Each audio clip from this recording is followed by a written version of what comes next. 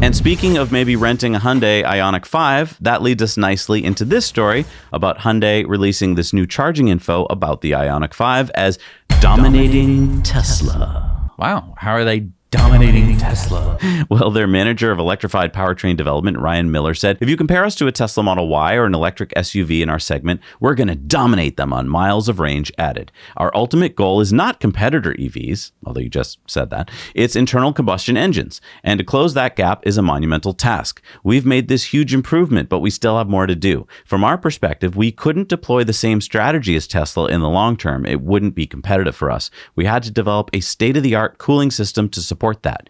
This battery has a cooling system that has what we call in-cell cooling. So the actual edge of the physical battery cells are in contact with the cooling plate. This facilitates really rapid cooling during fast charging. So wait, so according to this chart that you're showing here, the Ioniq 5 can charge 10 to 80% in 18 minutes? Yeah, the Ioniq 5 is using Hyundai's new eGIMP platform. You like that platform a lot, I heard. It's an 800-volt architecture, and so by using an advanced cooling system while the battery pack charges up, Hyundai is keeping the batteries from getting cooked. I mean, look, all of this sounds great, except for in-cell cooling. But, you know, it sounds good that you can cool the battery and everything like that.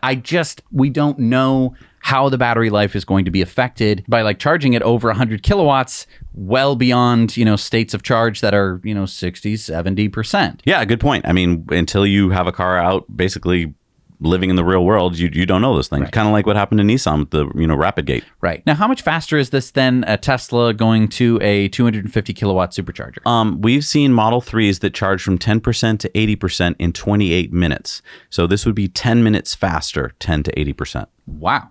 I mean, that's not nothing. 18 minutes versus 28 minutes? Yeah, that's a huge difference. Right. I mean, so hats off to Hyundai if this is true. I mean, we have not seen the car yet. Right. The Ioniq 5 has a targeted range of 258 to 290 miles, and we should be seeing the Ioniq 5 showing up in the U.S. this fall. Now, there are some real-world tests that suggest that it's going to be a lot less range than this. Yeah, we've seen some testers who got their hands on an Ioniq 5 and drove it in real-world conditions with rain and all that kind of real stuff, and it had a much lower range. Right. So we just don't know until we can test it. And it's important to note that the lower the range of the vehicle, the less miles per minute you're actually going to be getting.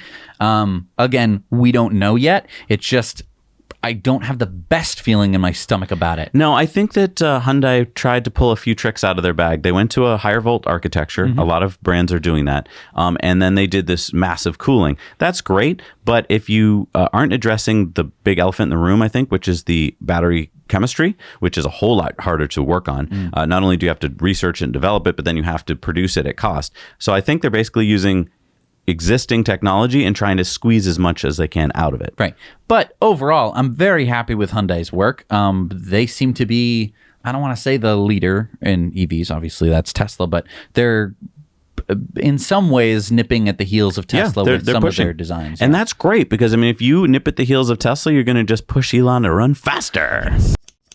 Hey everybody, thanks so much for watching Now You Know Clips. You can watch full episodes of Tesla Time News on Mondays and in-depths on Fridays. Just click the link down below to head over to the Now You Know channel.